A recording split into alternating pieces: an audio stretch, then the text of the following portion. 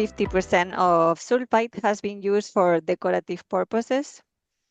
But nowadays, we can also find mercury in some of our cosmetics that we use every day, in the electronics. Most of the smartphones, they have mercury, like the TVs, batteries, lamps.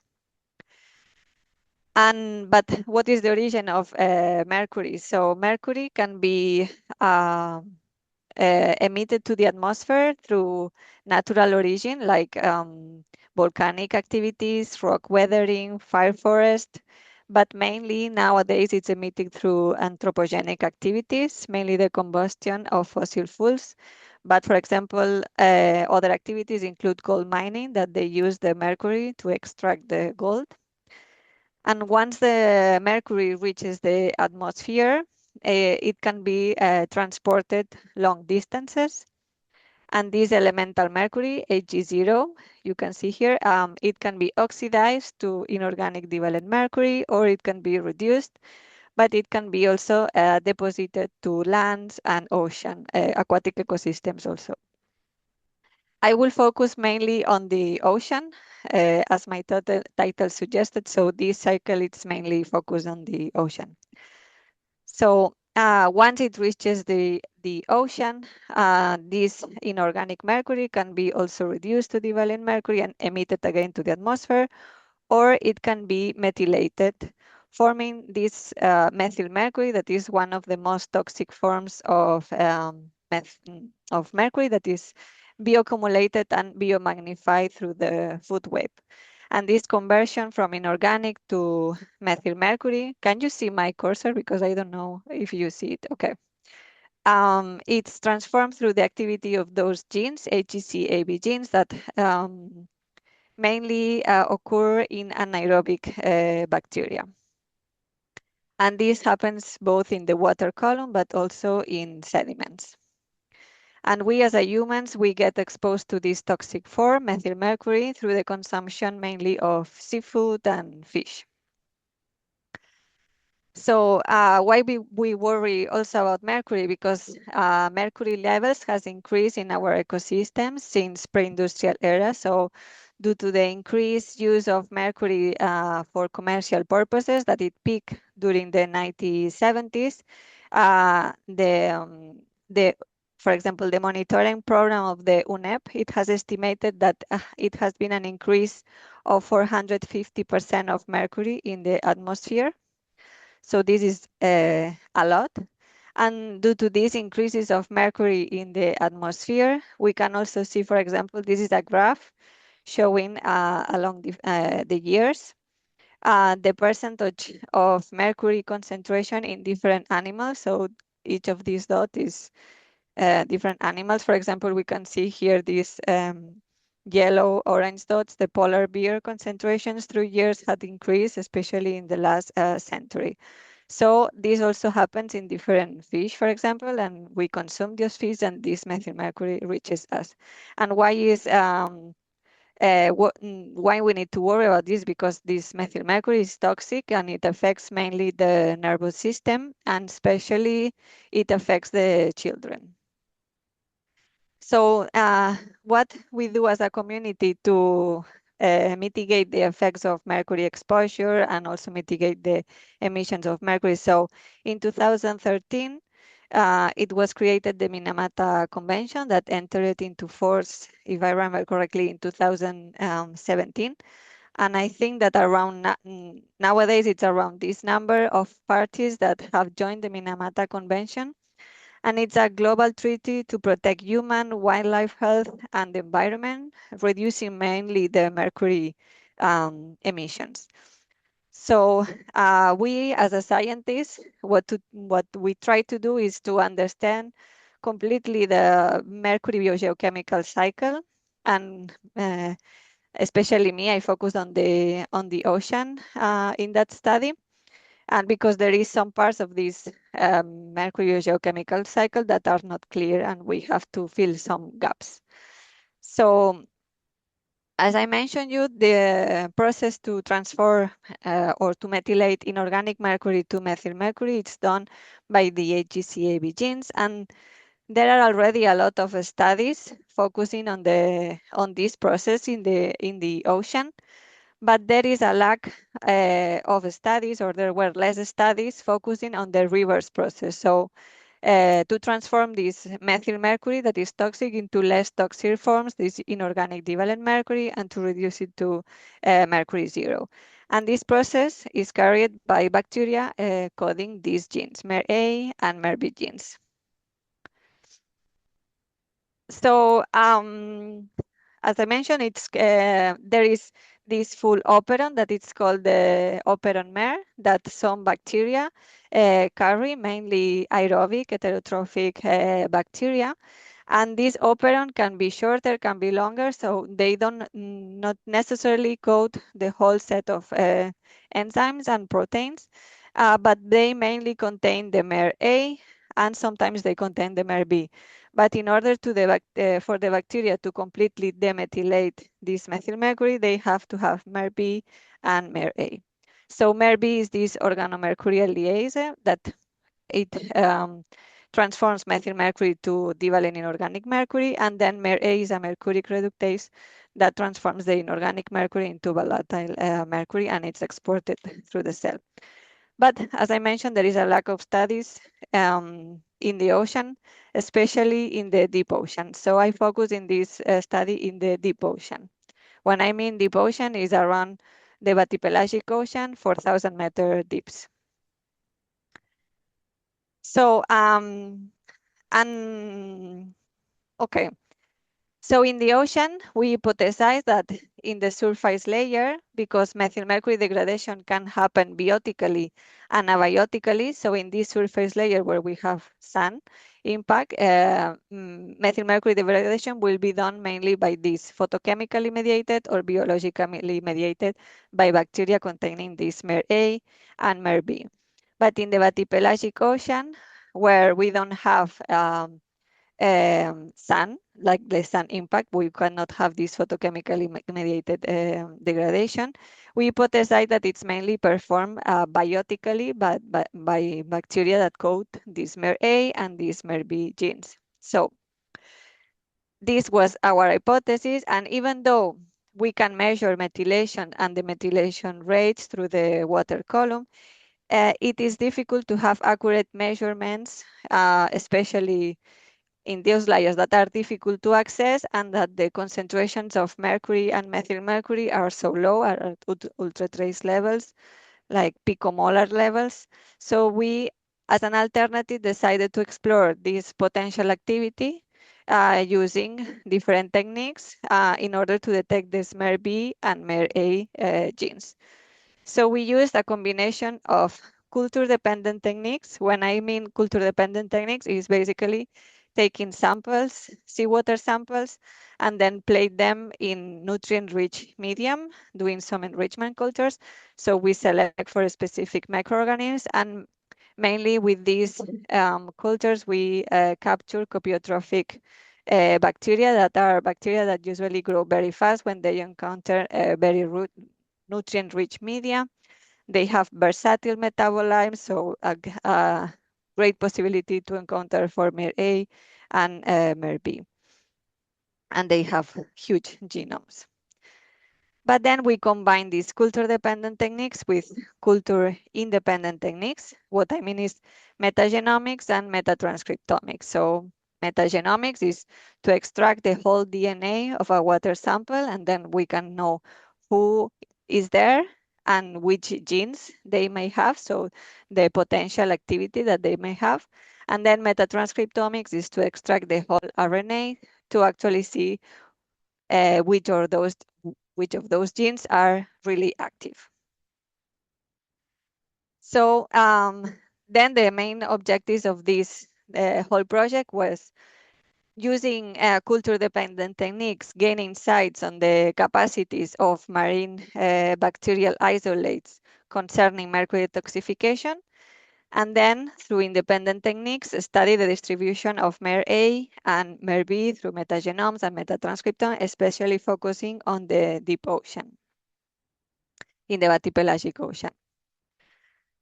So we could do this thanks to different sampling surveys. We had access to local surveys that, for example, we could have access to samples in the Arctic Ocean, in the Northwestern Mediterranean.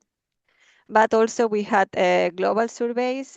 We had access to samples from the Tara Oceans expedition and Malaspina expedition. Tara Ocean, it was focused on having samples from the global oceans, different oceanographic locations, and from surface to down to the mesopelagic, around 1,000-meter depth. And Malaspina also target different oceanographic locations, but mainly tropical and subtropical regions, and it sampled from surface to down the bathypelagic ocean. So now I will move on a little bit to the different culture-dependent techniques and culture-independent and the results that we got from them. So basically, during my PhD, I could create like a huge culture collection.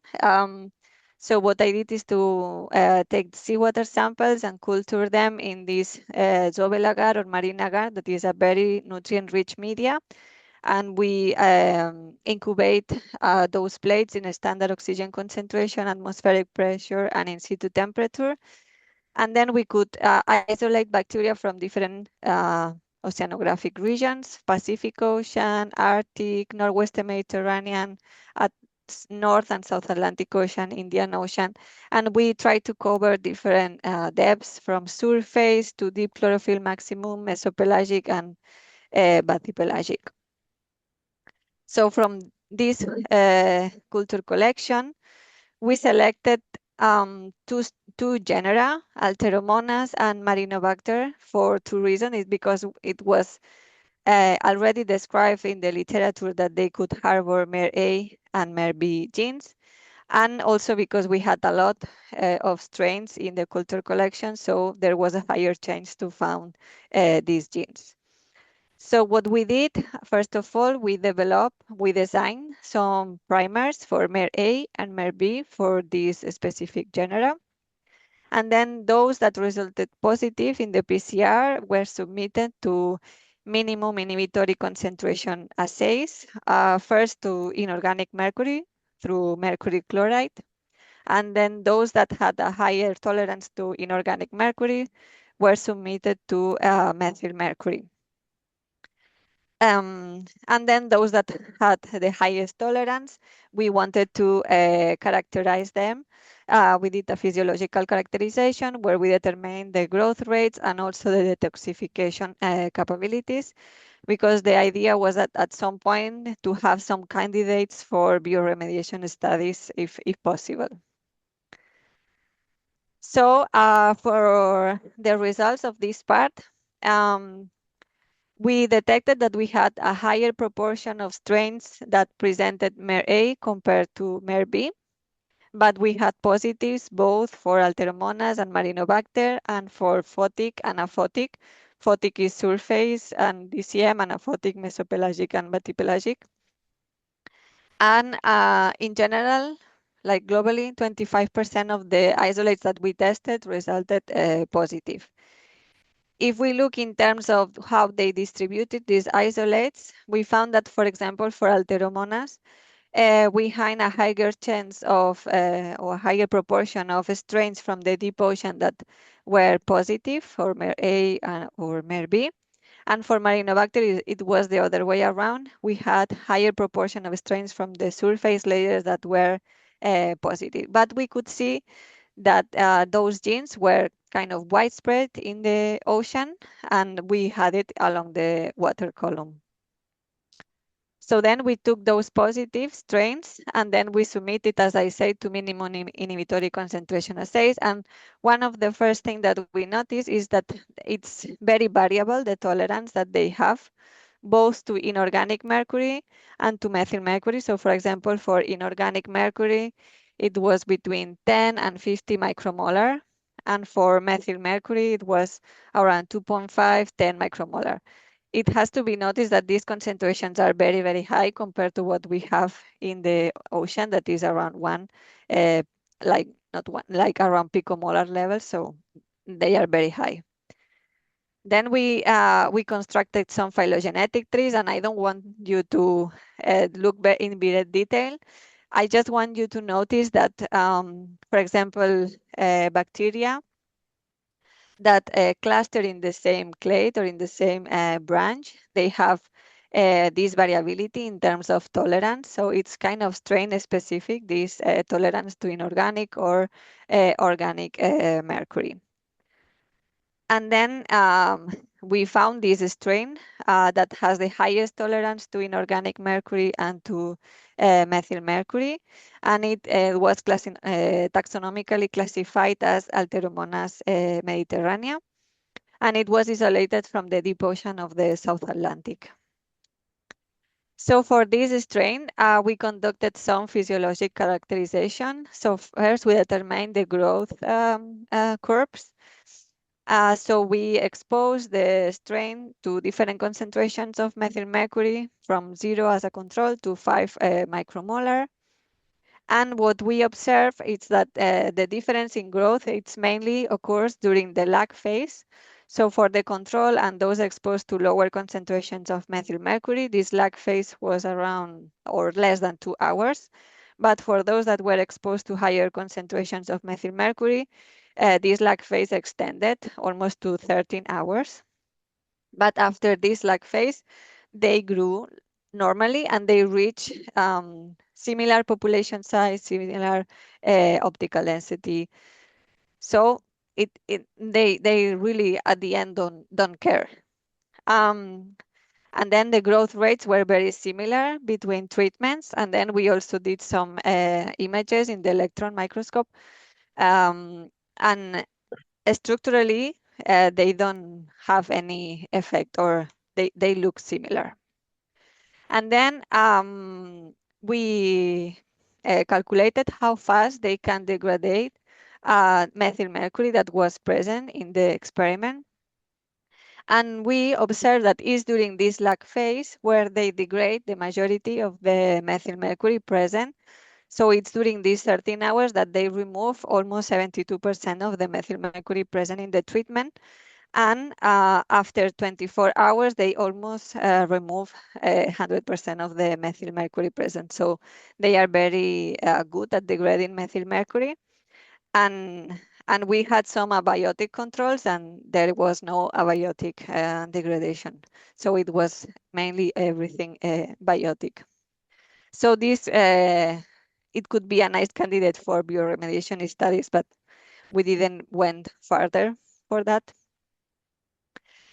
And then we wanted to know, okay, is this strain somehow locally present or is it widespread or what is going on? So we sequenced the complete genome of that strain of Alteromonas mediterranea, and in the metagenomes of the Malaspina, we could see that this strain was present along all the transit of the Malaspina expedition. So it's kind of widespread.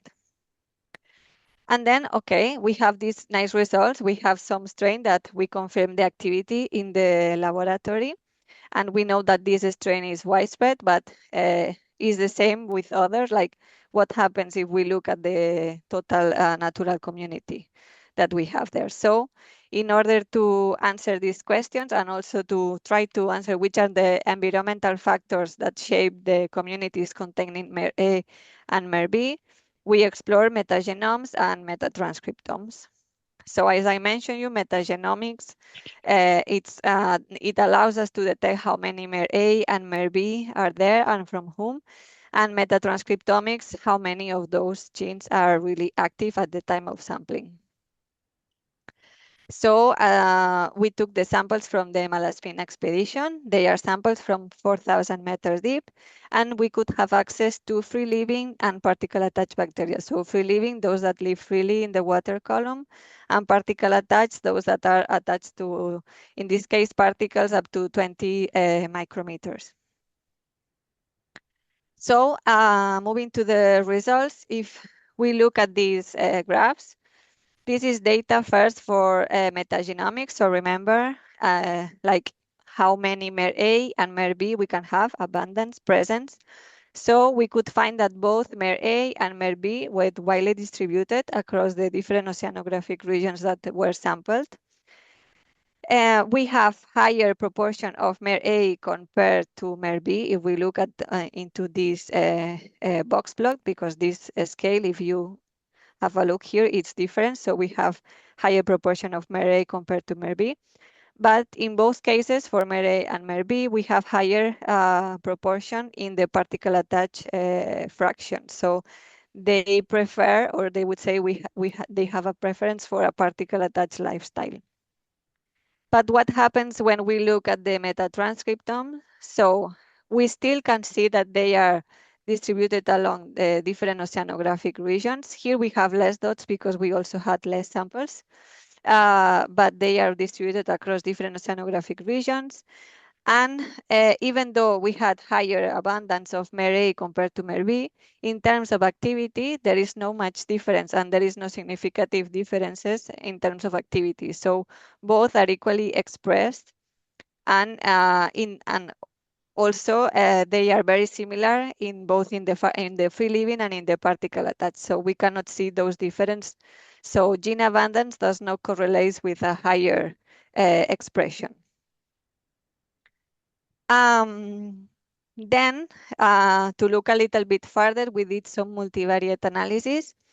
For example, this is an MDS from very Curtis distance. So the closer the dots, the more similar are those samples. Here is for MER-A and here is for MER-B, and this is metagenomic data first. So, and the color is different oceanographic regions. So we can see that free living and particle attach, they differ, especially in the Indian and the Pacific oceans, not so much in the Atlantic Ocean. And the same happens for MER-A and for MER-B. But when we look at the metatranscriptomics, this doesn't happen anymore. So we don't have this clear separation between free living and particle attach, and the different oceanographic regions are kind of mixed also, even though there is some separation. So there must be other environmental factors shaping the expression of these communities containing MER-A and MER-B. So we wanted to explore a little bit further this.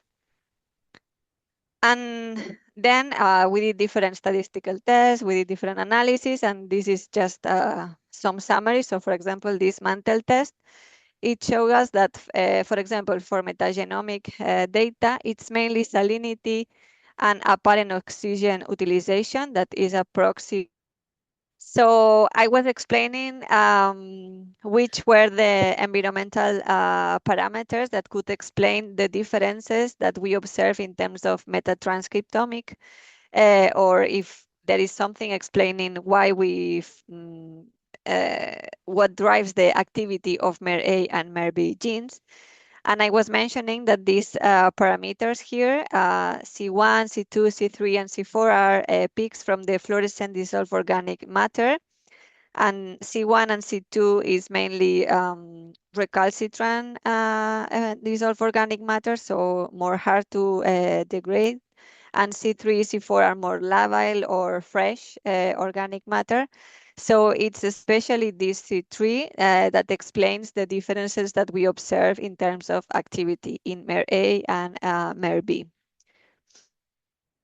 So we did some correlations with apparent oxygen utilization, that is this proxy, as I mentioned, as a water masses age, and it correlates quite well with MER-A abundance or MER-B abundance, like the differences between the samples.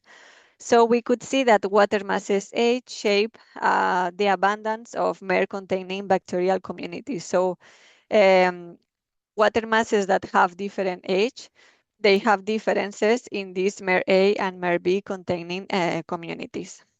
That's why, if you remember in that plot that we had the MDS, the Pacific and the Indian Ocean, they separated the most because they are older water masses, so they are more different. And the Atlantic Ocean that are newer or younger, they are more similar, the free living and the particle attached bacterial communities. And this MDS also that we had for metatranscriptome, We color them based on the C3 concentrations that we have for the different samples. And we could see that it's not super clear, but we have a tendency that those that have a higher abundance or proportion of this C3 compound, they cluster together compared to the others. So it's organic matter that shapes the expression of these MER-containing bacterial communities.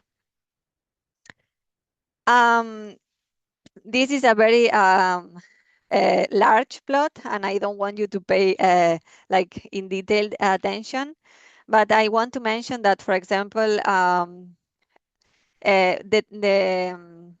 main idea is that what we found in the metagenome, it's a little bit different what we have the activity, and this corroborates that idea that there is no clear correlation between abundance and activity. And for example, these purple guys here that are mainly Corynebacteriales, they are present in the metagenomes. And for example, for MER-A, they are very active compared to the abundance that they have. And the same for these blue guys here that are, if I remember correctly, these actinobacteria. And they are not such abundant in MER-B, but they are quite active. But also the take-home message from this figure is that both MER-A and MER-B, they are present in free living particle attached. We have different organisms containing MER-A and MER-B, and they have activity present in free living and particle attached, and they are widespread in the different oceanographic regions. So as a summary of this part,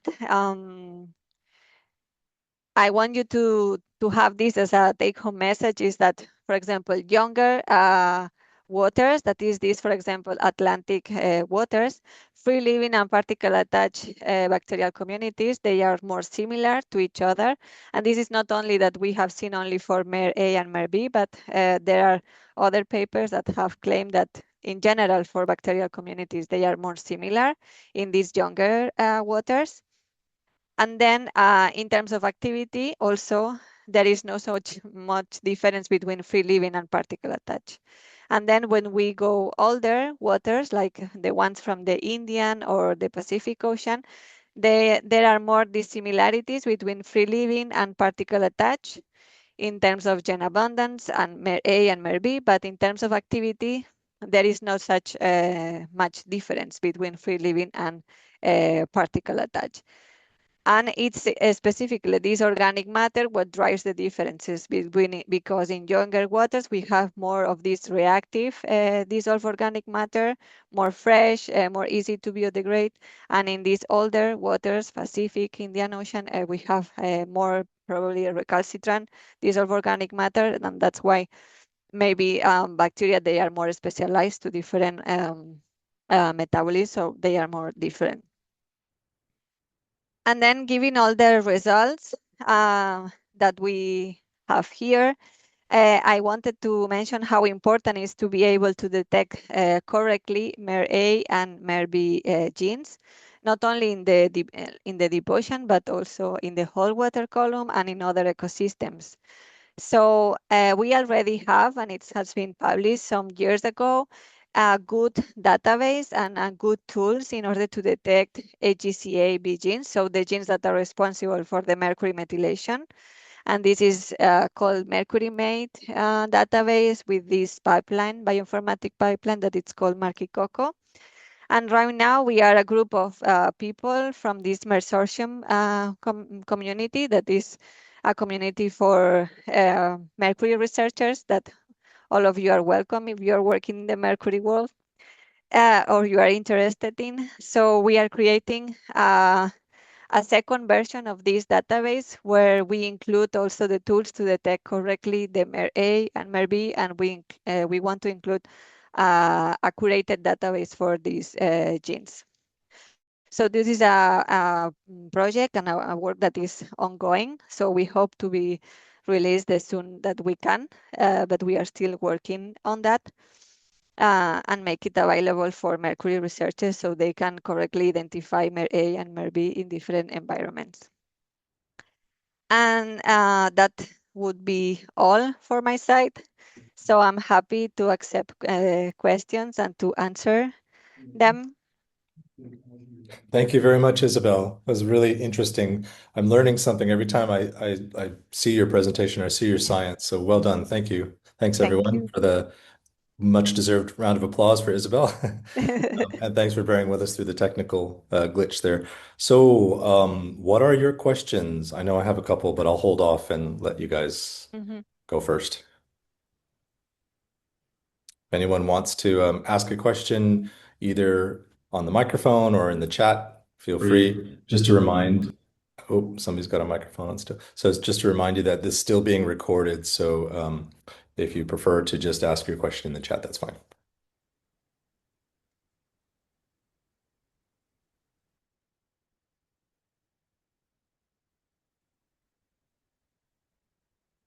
Can I ask a question? Yeah. Yeah. So one of your slides you showed most of the mercury was converted into methyl mercury within 24 hours and primarily during the lag phase.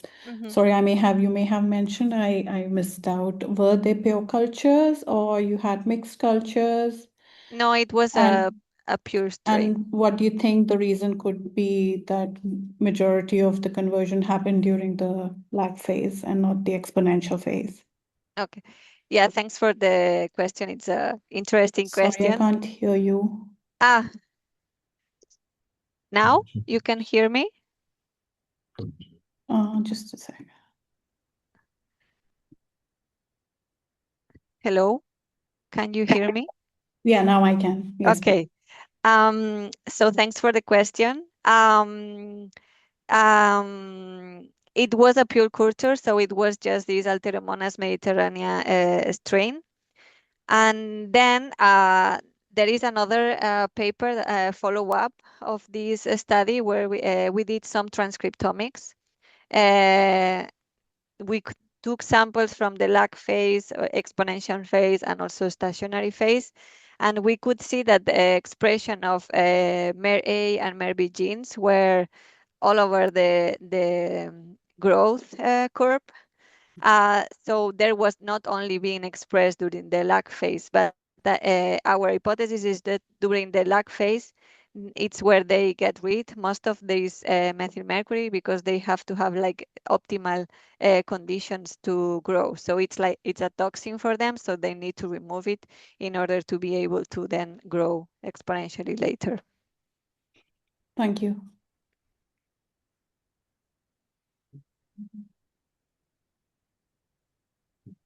Yeah, I think there is a question from Sarah. Yeah. Hello, and thank you for Hello. the talk. That was really good. Very interesting.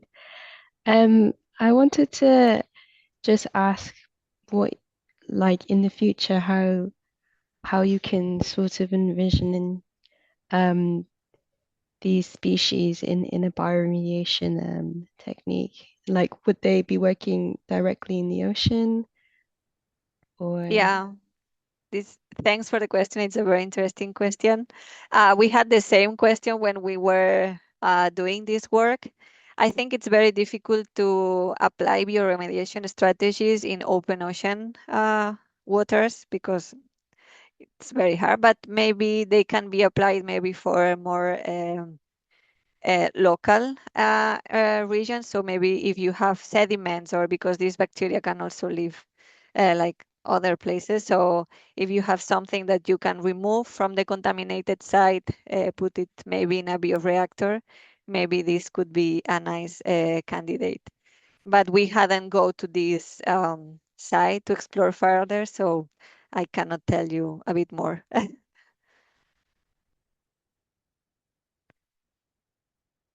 I think there is a question from Carl. Morning, everybody. Great talk, Isabel. So the minimum inhibitory concentrations are like 1 million times higher than seawater concentrations. But should we infer, so the presence of these genes in open ocean, should we infer that they're actually useful to them? Are they experiencing some sort of toxicity at picomolar kind of concentrations, or is the presence of the gene not necessarily related to what they're? I mean, is it maybe it's being used for something else? I guess I'm free associating on the arguments that are being made about HGCA as well, that it might just be a sort of a background gene that's on doing something else. No, actually, this operon, they need the presence of mercury. Like there is this regulator. Maybe I can show you. Yeah. So the fact that there are transcripts means it's on. Yeah. So this air, like this is a regulator, and they need the presence of mercury in order to be active and transcribe these genes. It's true that we exposed these bacteria to very high concentrations because we wanted to see, and at that time we didn't know so much. But I believe that the mercury, even though at picomolar levels, it's toxic for the cells, or they don't like it. So that's why they express it also. So the huge difference between ambient and MIC, I guess, just tells you about sort of how good MER is at, like how efficient MER is at working or something. How do I, that just seems like it's such an enormous difference. Yeah, it is, but with the metatranscriptomic data that we have, we knew that at that time of sampling that those genes were active. So, and especially we believe that maybe it's in this particle attach where there are these micro niche of anaerobic, like some more anaerobic or non-oxygenic, where the methylated microorganisms maybe are. So there is like there an equilibrium between methylation and demethylation, and that's why they are there. But yeah, we still need to explore further this. Great, thanks. It's an interesting point, Carl. I just wondered if that's why MER-Lux is a reporter that's so sensitive, like, and it can be used with fluorescence assays because of that efficiency. Yeah, perhaps. That's a great point. Yeah. Could I ask a question, Isabel? Actually, I was wondering about, there's a hypothesis that water column mercury methylation is just due to particle association, particulate association of heterotrophic bacteria that then trigger that whole process. Can your data sort of peel that apart a little bit and resolve anything in that regards? Like, for example, I guess, do the MER-B genes or transcripts increase in close association with particles? And how does that compare with water age? Yeah, we with the data that we have now, we didn't see that, for example, MER-B was higherly transcribed in particles compared to free living. It's true that we didn't have like a lot of samples. So right now, I'm also working with another data set that includes like surface, mesopelagic, bathypelagic, and we are trying to see exactly this question. So if it's in the particles where we have higher expression, if it's because then there is this equilibrium with HGCA-B genes, or what is going on. But with the data set that we had right now, no. Do you, if I could just ask a quick follow-up, do you see any sort of preferential distribution of genomes that have both MER subunits? I haven't looked at that in detail, but it could be nice to explore it. I think it's a nice, a good point. Yeah.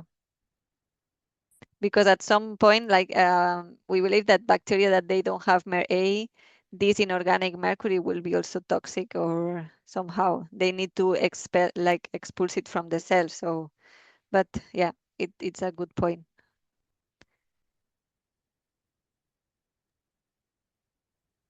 Would anyone else like to ask Isabel any questions? Any other questions before we adjourn?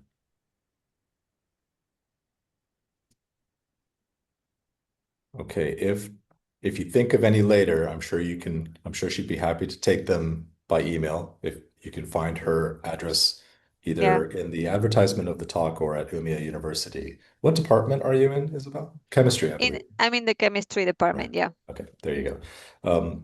So I just want to thank everyone for attending today and point out that I put into the chat the link to the Geomicrobiology Network's X page where you'll see notifications of future seminars, topics, speakers, and dates.